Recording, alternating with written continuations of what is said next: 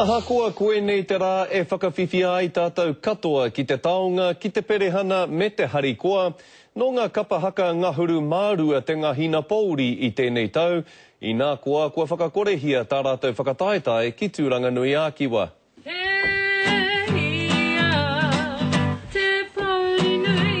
Me te mea kua pēhia kē te Pōuri o tēnei whānau.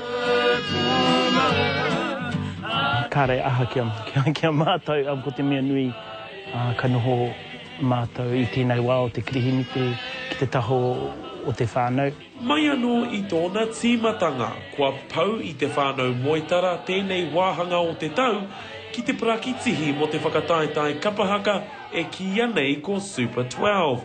He oi, he kaupapa tērā, kua kore i tēnei tau. It's sad for a lot of the whānau because they take it as a day to take the whole whānau out. But for me, yeah, it's good to have a break. Ko te whiro, ko pau te hau, he wā whakatā, me te mōhio anō hoki, ko te wā o te krihi mete, he wā whakanui i te whānau nā reira i tēnei tau kei te noho mātou, i te tā o ngā whānau. He mea whakatū te whakataetae Super 12 i te taurua mano kia wātea i ngā mahi haka ki etahi tikanga hou, whakaaro hou. Ko tahi nuaiho te ture, arā katoa ngā mahi me whakanui i te ao Māori, ko te taonga mā te kapatoa, ko te rua te kau mano tāra.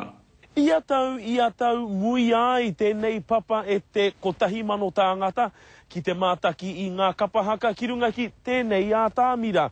Te kaumārua ngā kaihaka, te kaumārua meneti te roa o ā rātau mahi haka. Auare ake, i tēnei tau. Ai, te tua tērā tau, engari tēnei tau he whakatā noiho. Hoki ki te tautoko i te kaupapa, engari kia mātua nō hoki ki te whakawero i te hunga mā takitaki me pēhea te aro ki tēnei mahi, te kapahaka. Nō reira, kua wātea tēnei krihi mete ki te whānau moitara, engari he whai tāima noiho o tā rātau tū, a te rātau. Ki ngikiri ona.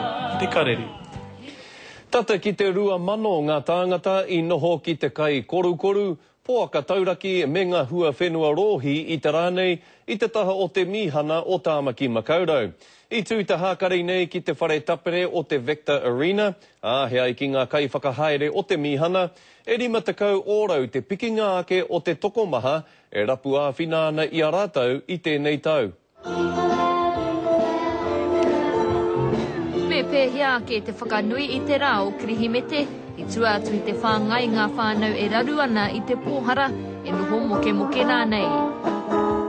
Nui ake e rā tangata i tēnei wā. Engari, mā ngā manaakitanga a te iwi o Ākarana, me te mihana o Tāmaki Makaurau, e kaitahi tātou. E hara i te iwi ko tahi e noho ana i roto i tēnei āhua, engari ko ngā iwi katoa. Te whakahuihui tātou kia tātou, i roto i te hari o te ngākau. E oi ka tika a muri, ka tika a mua.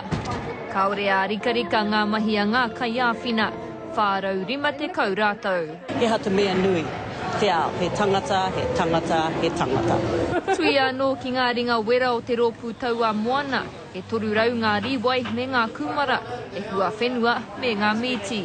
Koinei te tau tuatahi kua tū te hākari kirihimete o City Mission ki konei ki Vector Arena.